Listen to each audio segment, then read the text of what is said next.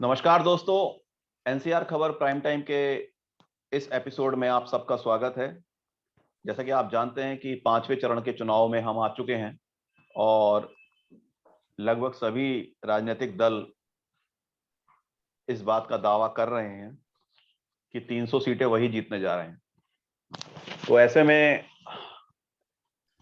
जब आज योगी आदित्यनाथ जी अयोध्या में अपना रोड शो कर रहे हैं और अखिलेश यादव जी प्रयागराज में अपना रोड शो कर रहे हैं और दोनों ही जगह पांचवें चरण में चुनाव है, तो हम लोग ये कोशिश करेंगे कि आज पांचवें चरण तक ये जानने की कोशिश करें आने वाले चुनाव में स्थिति क्या रहने वाली है या क्या लोगों के दावे हैं। हमारे साथ आज जो मेहमान हैं उसमें भारतीय जनता पार्टी से संदीप त्यागी रसम जी हैं, आम आदमी पार्टी से संजीव निगम जी हैं, समाजवादी पार्टी से नवीन दुबे जी हैं, उनका भी स्क्रीन आ रहा है, और राजनीतिक विश्लेषक के तौर पे संजीव सक्सेना जी हैं। आप सभी का स्वागत है और मैं शुरुआत भारतीय जनता पार्टी के नेता संदीप त्यागी जी से करूंगा। संदीप जी, आप लोगों का क्या लग रहा है, अब पांचवें चरण तक आते आते आप लोग कह रहे हैं कि हम जो है 250-300 पार कर जाएंगे? निश्चित रूप से 300 पार होंगी, ये कहते हुए मैं अपने सभी पैनलिस्ट को नमस्कार करता हूं। जी, कैसे होंगी वही मैं पूछ रहा हूं, क्योंकि पहले दूसरे चरण में तो आप लोगों की स्थिति बहुत ज्यादा बढ़िया नहीं रही है। खासतौर पे गाजियाबाद का अगर मैं उदाहरण लूं तो 5 में से 2 सीटें आपके हाथ से लगभग जा रही हैं। अब ये कहना कि 5 में से 2 जा रही हैं, तो इसका जवाब तो 10 तारीख की मतगणना ही देगी। जी जी जी, क्योंकि हमारा आकलन ये है कि हमें 5 की 5 सीटें यहाँ मिल रही हैं। अच्छा, मैं आपकी बात के काउंटर के लिए राजनीतिक विश्लेषक संजीव सक्सेना, क्या लग रहा है आपको कि पांचवें चरण तक, नमस्कार संजीव जी, पांचवें चरण तक आते आते क्या लग रहा है आपको? बीजेपी का दावा है कि ये 300 पाने जा रहे हैं। देखिए, ऐसा है कि शुरू की जो शुरुआत थी, पहला चरण जो है उसमें 58 सीट थी। 58 में से मेरे हिसाब से 40 से 42 सीट पे भारतीय जनता पार्टी है जी, और उसके बाद में सपा और कुछ सीटें बसपा के पास भी है। सेकेंड चरण जो है उसमें 59 सीटें हैं जी, 54 सीटें, सॉरी 54 में है, 54 सेकेंड और थर्ड में 59 है। तो ये जो रहे हैं, सेकेंड चरण जो था वो क्योंकि एक मुस्लिम बहुल क्षेत्र रहा है पूरा, जी जी जी, और उस मुस्लिम बहुल में से मुरादाबाद जाता है, बरेली है, बदायूं है, संभल है, ये गढ़ है एक तरीके से समाजवादी पार्टी के। यहाँ पर एक भारी नुकसान होता हुआ दिखाई दे रहा है भारतीय जनता पार्टी का। यहाँ पर काफी नुकसान, तो ये लगभग 2 चरण जो थे ये लगभग बराबरी पे या 40-60 का मुकाबला मान के चलिए वहां माना जाता है। तीसरे और चौथे चरण में जो स्थिति को ये भी सपा का गढ़ कहा जाता है, ये जो एरिया है, यहाँ पर जो 4 चरणों का जो चुनाव रहा है, इन 4 चरणों पे लगभग भारतीय जनता पार्टी और समाजवादी पार्टी बराबर की भागीदारी निभा रही है और यहाँ पर कुछ बसपा के पास खाते में जाते दिखाई दे रही है और शायद उम्मीद करते हैं कि एक सीट कांग्रेस भी यहाँ से ले जाएगी इस क्षेत्र से। तो अभी ये दावा कर पाना, संदीप जी त्यागी जी कह रहे हैं, भाई भारतीय जनता पार्टी के वरिष्ठ नेता हैं, बहुत कुछ है, सब लोगों ने मेहनत भी करी है, इस बात पे इसमें सोच पाना या कह पाना बड़ा विश्वास करने की चीज नहीं आती। यहाँ पर इन 4 चरणों में लगभग मेरे हिसाब से 40 और 60 का है, 60% पे भारतीय जनता पार्टी बढ़त बनाए हुए है, लेकिन सपा ने भी बराबर टक्कर दी है यहाँ पे। बाकी 5वां चरण जो है पूर्वांचल जब पहुंचते हैं वहां पर मैं उस पर रोकूंगा संजीव भाई। मैं संजीव निगम जी को ला रहा हूँ आम आदमी पार्टी से। संजीव निगम जी, भाजपा 300 मान रही है, संजीव भाई कह रहे हैं 60%, 40% है, कांग्रेस भी 1 आध सीट या 1%, बसपा को थोड़ा सा मौका दे रहे हैं, आम आदमी पार्टी कहाँ है? आशु जी, बात अगर उत्तर प्रदेश की करें जी, उत्तर प्रदेश से पहले मैं आपको थोड़ा सा बताना चाहूंगा, पंजाब में तो स्थिति हमारी दिल्ली जैसी रहेगी। जिस प्रकार से दिल्ली में हमारी सीटें आई हैं नहीं, हम पंजाब डिस्कस नहीं कर रहे हैं। पंजाब क्यों पहुंच गए? नहीं, जो आप सीटों के बारे में कह रहे हैं वो मैं बता रहा हूँ। उत्तर प्रदेश में मैं सीटों के बारे में नहीं कह रहा हूँ 300 पार कर रहे हैं, 200 पार कर रहे हैं, 250 पार कर रहे हैं। अरे 300 तो भाजपा वालों ने पिछली बार ही पार कर दिया था, उससे आगे इनको जाना चाहिए। क्या स्थिति हो गई, इनके पास कोई काम गिनाने के लिए बचा नहीं। अरे अपने काम गिनाते। तो अब आप ये लोग इस तरीके की बातें कर रहे हैं, इससे ये कितने पार जाते हैं तो यही जाएगा, किस पार जाएंगे तो इन्हीं को पता है। लेकिन आम आदमी पार्टी की ये स्थिति रहेगी कि जो भी सरकार बनेगी, मैं ये नहीं कह रहा हूं कि हम यहाँ पर इंडिपेंडेंटली सरकार बनाने जा रहे हैं, उसमें सीधा हस्तक्षेप बिना आम आदमी पार्टी के सहयोग से कोई भी सरकार जो बनेगी वो नहीं बन पाएगी। भारतीय जनता पार्टी को बाहर करने के लिए जिस किसी का भी सहयोग करना पड़ेगा, आम आदमी पार्टी करेगी। ये बात आप कितनी सीट जीत रहे हैं इस बार? क्या लग रहा है आपको अभी तक? हम नंबर ऑफ सीट्स के बारे में कुछ भी नहीं आपसे कह रहे हैं, लेकिन ये पूरा दावा कर रहे हैं कि जो सरकार बनेगी उत्तर प्रदेश में, उसमें बिना आम आदमी पार्टी के दखलंदाजी के सरकार नहीं बनेगी। और आम आदमी पार्टी ने स्पष्ट कर दिया है कि भारतीय जनता पार्टी को सरकार से बाहर रखने के लिए हमें जो भी कदम उठाने पड़ेंगे, हम वो सारे कदम उठाएंगे। त्यागी जी, ये तो कह रहे हैं आपको सरकार बनाने नहीं देंगे आम आदमी पार्टी वाले। असल में सरकार बनाने का जो जनादेश है वो जनता के द्वारा दिया जाता है। जी जी जी। और जनता जिसको चाहेगी उसको ही सरकार बनाने का मौका मिलता है। जी जी। इसमें कोई दल अगर आके कहता हम सरकार नहीं बनाने देंगे तो वो कोई तानाशाही थोड़ी ना। और ना कहीं से रिमोट कंट्रोल इनके बस में कहीं रखा हुआ है कि ये सब जो चाहेंगे जो कर देंगे। लेकिन भाजपा के पास मुद्दे नहीं है सिर्फ बाबा। नहीं, मैं रोक रहा हूँ। भाजपा के पास मुद्दे नहीं है सिर्फ भाजपा के नाम, सीएम योगी आदित्यनाथ के नाम पे लड़ रहे हैं। नहीं, भाजपा के पास मुद्दे क्यों नहीं है? भाजपा ने जो पिछली बार अपना घोषणा पत्र जारी किया उसमें से मैक्सिमम काम कर दिए। ये तो कह रहे हैं संजीव निगम जी कह रहे हैं कि कोई काम नहीं किया है, अभी आपके सामने कह रहे हैं। अच्छा, पूरी फेहरिस्त जो है ना वो वेबसाइट पे भी सरकारी आंकड़ों में पड़ी हुई है। अब ये कहने के लिए तो कुछ भी कह देंगे, उसका जवाब देते देते चुनाव के सातों चरण निकल जाएंगे। लेकिन हमारे क्षेत्र में एक कहावत चलती है, कुत्ता पकड़ चक्रव्यूह। नहीं कुत्ता पकड़ चक्रव्यूह में फंसाने का काम कई बार बयानबाजी में होता है, तो उसको समझने की भी जरूरत होती है कि कुत्ता पकड़ चक्रव्यूह में फंसना नहीं चाहिए। ओके, तो त्यागी जी मैं आपको रोक रहा हूँ। संजीव सक्सेना जी, ये जो चल रहा है कि आम आदमी पार्टी कह रही है कि उनके बिना सरकार नहीं बनेगी, और आपके हिसाब से इनको कांग्रेस को ही एक सीट मिलेगी अभी तक, या कांग्रेस को कम सीट मिलेंगी? ऐसा है कि इन 4 चरणों में लगभग 7 से 10 का आंकड़ा बहुजन समाज पार्टी पार कर पहुंच रही है। इस पूरे क्षेत्र में आम आदमी पार्टी कहीं सीट लेकर नहीं आ रही है। हाँ, वो अपना जो है वोट्स मिलेंगे, जो उन्होंने कैंडिडेट खड़े करे हैं, उनका रामपुर कैंडिडेट अच्छा खड़ा हुआ है, समाज सेवी है, लेकिन सीट वहां पर वो नहीं निकाल पा रहे हैं। अच्छी फाइट करी है, वो अच्छा चुनाव लड़ा है, अच्छे व्यक्ति भी हैं, ऐसा नहीं आम आदमी पार्टी में, लेकिन इनका कहीं भी खाता नहीं खुल रहा है।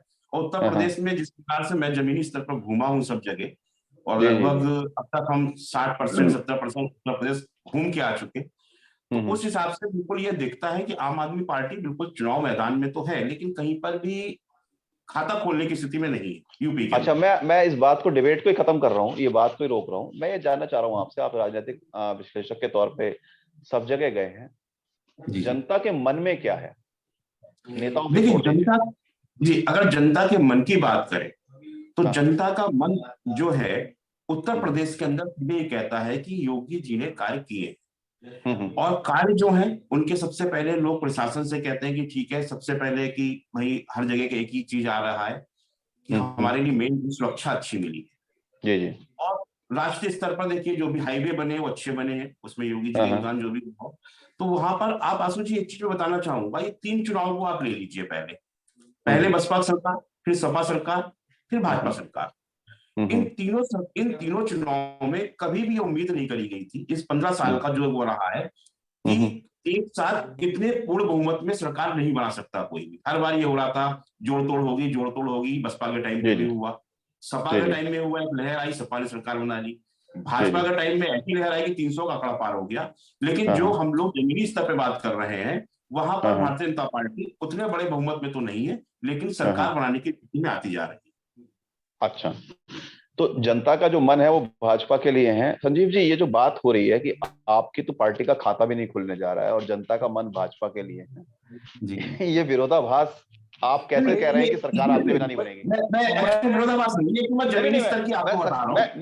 मैं सक्सेना जी आपको नहीं कह रहा हूं, मैं आपको बता दूं, ठीक है, 10 वर्षों से जब से पार्टी का जन्म हुआ है, पार्टी का गठन हुआ है, मैं पार्टी के साथ भी हूं, मैं जानता हूं यही भाषा दिल्ली में बोली जा रही थी।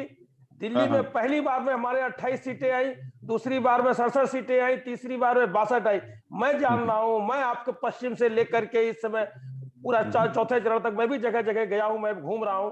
मुझे जितनी उम्मीद है, मुझे जो भरोसा है, इन्होंने सुरक्षा की बात की, किसे सुरक्षा दी? Z+ की सुरक्षा उसको दे रहे हो, राम रहीम को दे रहे हो, वो कभी को सुरक्षा दे रहे हो वाई श्रेणी की। अरे सुनिए मेरी बात, अगर सुरक्षा देनी थी, जो महिलाएं हमारी हाथरस में बेटी को आपने रात में जला दिया, उन्नाव में महिलाएं सुरक्षित है, ये आप सुरक्षा की बात कर रहे हो? नहीं, मैं निगम जी आपको रोक रहा हूं। ये कवि की सुरक्षा से आपको क्या आपत्ति है? नहीं, आपत्ति ये है कि जिस व्यक्ति को आप कह रहे हो उसने आपको जानकारी दी कि ये दिल्ली का मुख्यमंत्री आतंकवादियों के साथ बैठता है, आतंकवादी है। अरे सबसे पहले तो उसे गिरफ्तार करो। ये दिल्ली नहीं, उससे गिरफ्तार इसलिए करो क्योंकि उसने इतनी जरूरी बात, अरे सुन लीजिए भाई साहब एक मिनट, उसने इतनी जरूरी बात इतने 7 वर्षों से छिपाए रखी। ऐसा खतरनाक अगर आतंकवादी दिल्ली में घूम रहा है, उसको तत्काल बंद करना चाहिए। उसने छिपाए रखा, उससे के पास जानकारी होते हुए भी उसने सरकार को नहीं उपलब्ध कराई, तो पहले तो उससे गिरफ्तार करिए। तो उसने जानकारी छिपाई क्यों रखी? नहीं, निगम जी, दिल्ली का मतलब नहीं, उसको भी गिरफ्तार करवाओ, ये ठीक बात है, और सिर्फ गिरफ्तार मत करवाओ। सुनिए, जो वो चुनौती दे रहा है कि मैं खालिस्तान का विरोध करता हूँ, सिर्फ इतना तो कहलवा दो। अपनी संस्थाएं CBI और जो भी है वो सारी बंद कर दीजिए। अरे निगम जी रुकिए, शांत तो होइए। ये देश की संस्थाएं हैं, किसी दल की नहीं है। नहीं, कोई दल बंद कर सकता है क्या? किसी ने जानकारी नहीं दी। नहीं, त्यागी जी एक मिनट रुकिए। कहीं से कोई जानकारी नहीं मिली, कभी ने दे दी तो कभी सारी संस्थाएं। नहीं, निगम जी, त्यागी जी एक मिनट रुकिए, दोनों रुकिए। सक्सेना जी आप भी रुकिए। नहीं, आप भी रुकिए। मेरा मुद्दा ये है कि आप कवि के नाम पे इतने व्यथित क्यों हो गए, एग्रेसिव क्यों हो गए इतने? मुझसे कह रहे हैं आप? हाँ जी। देखिए, बात अगर इतने जो जानकारी सरकार को उपलब्ध कराई गई कवि के माध्यम से। नहीं, मैं सिर्फ एक बात पूछ रहा हूँ कि आप कवि के नाम पे इतने एग्रेसिव क्यों हो गए? नहीं, मेरे एग्रेसिव होने का मतलब नहीं है। सिर्फ बात यह है कि अगर सरकार को लग रहा है इतना सेंसिटिव मसला है, तो ये जानकारी उस व्यक्ति ने छिपाए क्यों रखा 7 साल से? पहले देना चाहिए तत्काल। और सरकार, चलिए ठीक है, उस बात को खत्म करते हैं। उसका यूपी चुनाव से कोई मतलब नहीं है। नवीन दुबे जी आप आ गए हैं क्या? नवीन जी अपना ऑडियो अनम्यूट कर लीजिए एक बार। जी आ रही, आपको आवाज आ रही मेरी? हाँ, मेरे को आ रही है। वीडियो ऑन कर लीजिए आप। मैं वीडियो भी ऑन कर लेता हूँ सब, एक सेकेंड। वीडियो तो ऑन है हमारा।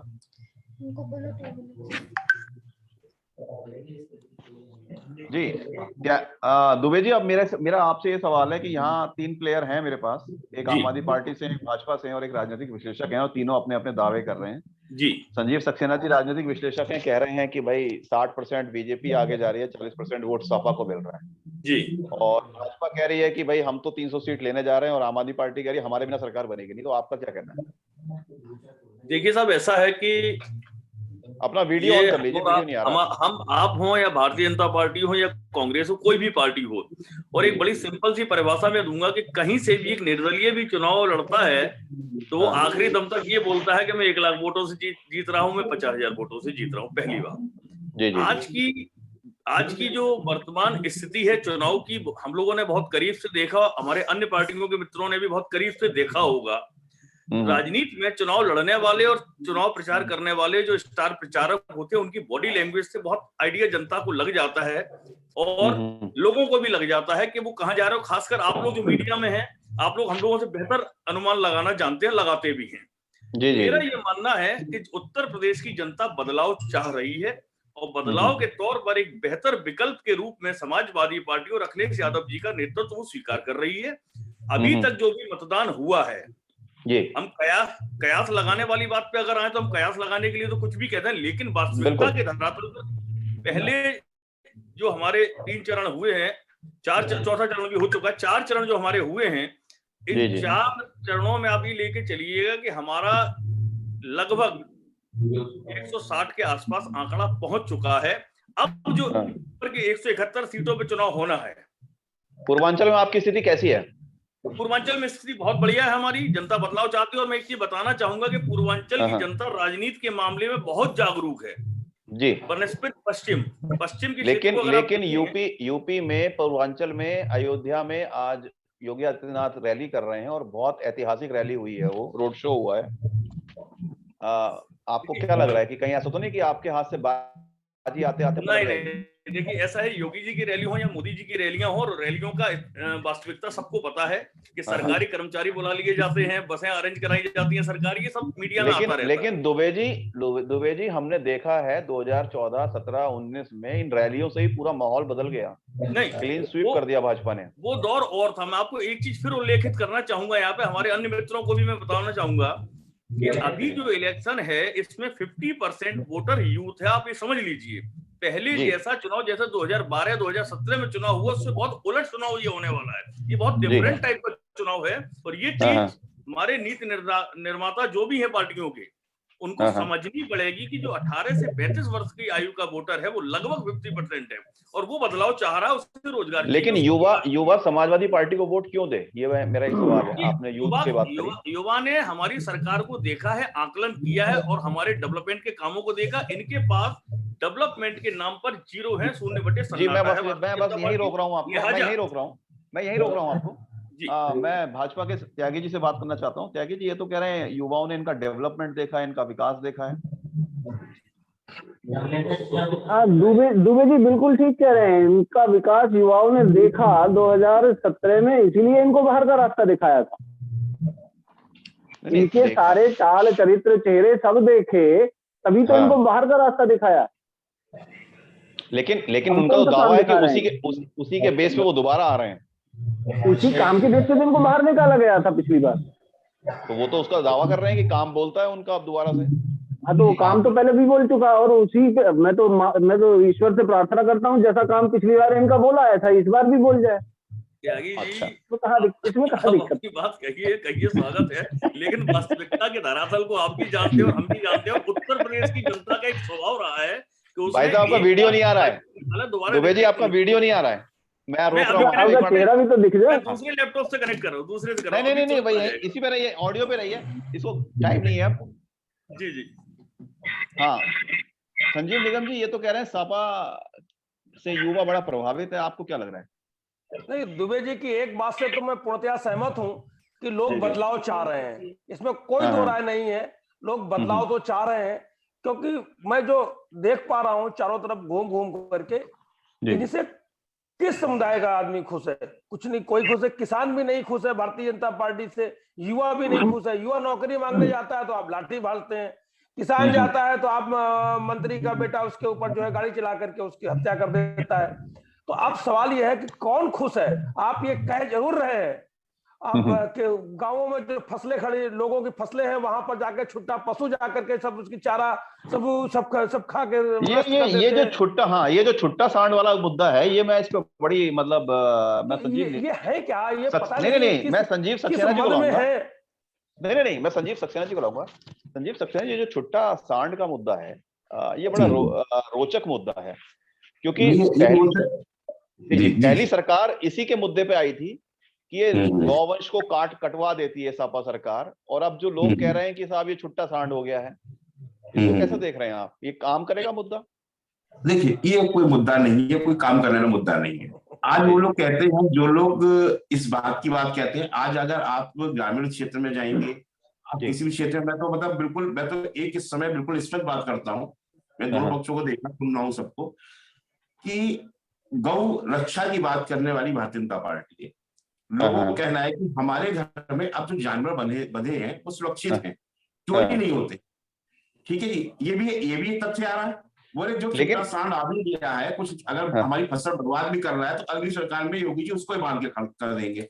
आज जो लोगों का मेन मुद्दा बना हुआ है बिल्कुल ठीक है कि हाँ अंतर आया है, बाहर उतना बड़ा लहर नहीं है जो लहर की बात होती है, लेकिन ये पूर्वांचल में चुनाव जो पहुंचा है, ये चुनाव बहुत बड़ी बाजी पलटने की तैयारी कर रहा है। यहाँ तक इन 4 चरणों में बिल्कुल कहता हूँ समाजवादी पार्टी अच्छी लड़ाई लड़ी है, अच्छी फाइट करी है, लेकिन इन 4 चरणों की जो स्थिति है उस स्थिति में भारतीय जनता पार्टी आगे निकल गई है। बसपा भी यहाँ पर काफी अच्छी तरीके से बढ़त लेकर चली है, सपा वो अपनी लड़ाई अच्छी लड़ी है, अखिलेश जी ने बड़ी अच्छी लड़ाई लड़ी है, इसमें कोई लड़ाई नहीं है, लेकिन ये आखिरी के जो 3 चरण है, ये जो है कहीं ना कहीं एक बड़ा नुकसान समाजवादी पार्टी को पहुंचाएंगे, क्योंकि वो पूरा क्षेत्र बदल चुका है। और हाँ, सांड की बात जो है, छोटा सांड से लोग इतना परेशान नहीं है जितना खुश हैं कि उनका जानवर अब चोरी नहीं होता, उनके घर का जानवर सड़क पे बंधा हुआ है, वो उठ के नहीं जाता। पहले ये था कि वास्तविकता थी कि लोग आए, मारुति वन में डाल के लेके चले गए, बस में डाल के लेके चले गए, 4-7 में डाल के लेके चले गए। इस बात को लेके जनता बहुत वास्तव में किसान परेशान था, उसमें सब लोग थे, चाहे मुसलमान था, चाहे हिंदू था, चाहे वो दलित था, चाहे वो किसान था, मतलब सारे को लगा कि उसको इस अच्छा, मैं अभी जब मामला हिंदू मुसलमान पे आ गया है तो 10 सेकंड में एक सवाल पूछूंगा सबसे, मुसलमान किसको वोट दे रहा है आपसे? पहले शुरुआत समाजवादी पार्टी को दे रहा है, और कुछ परसेंट 10%, 15% जो समाज है वो भारतीय जनता पार्टी को दे रहा है। दुबे जी आप बताइए कि मुसलमान किसको वोट दे रहा है?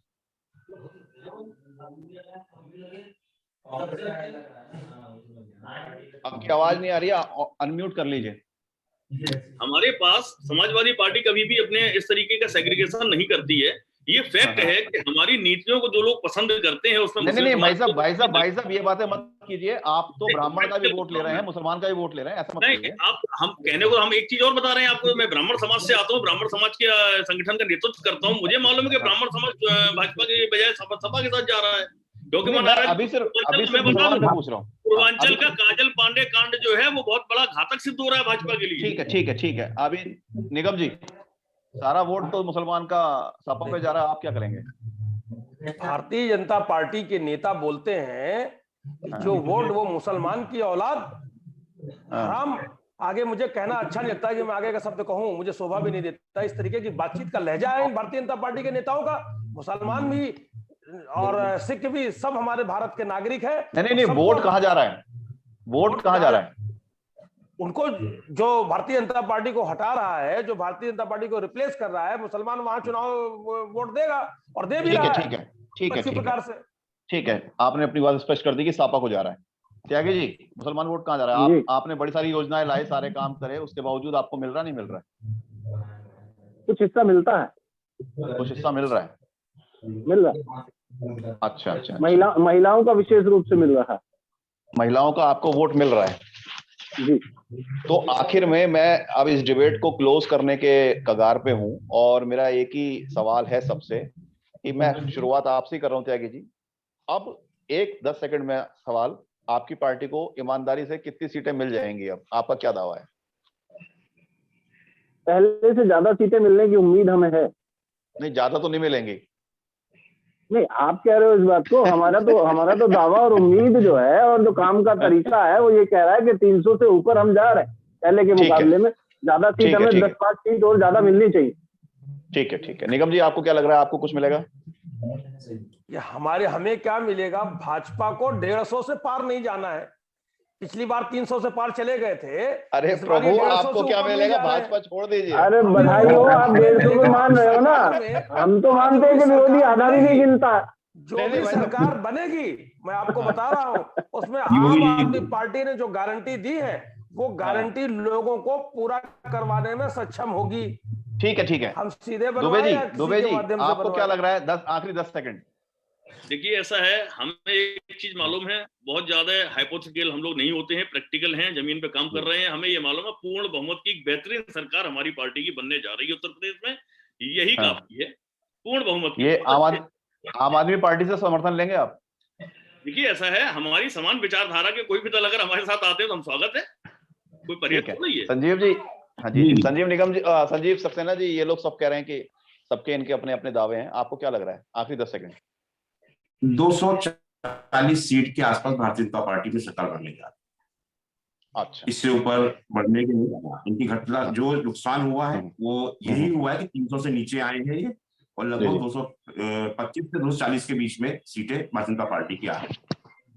ठीक है, ओके सर। तो मैं इस चर्चा को आज यहाँ विराम दे रहा हूँ, क्योंकि अभी तीसरा, चौथा, सॉरी, पांचवा, छठा, सातवां चरण बाकी है, और जैसा माहौल लग रहा है कि इन 3 चरणों में भाजपा और सपा में बहुत ज्यादा टक्कर होने वाली है, और उसके बाद जिसके दावे ज्यादा सही होंगे हम दोबारा डिबेट करेंगे इस पूरे पैनल के साथ, और बात करेंगे कि किसका दावा ज्यादा बेहतर रहा। तब तक के लिए आप सभी लोगों का धन्यवाद और नमस्कार। नमस्कार।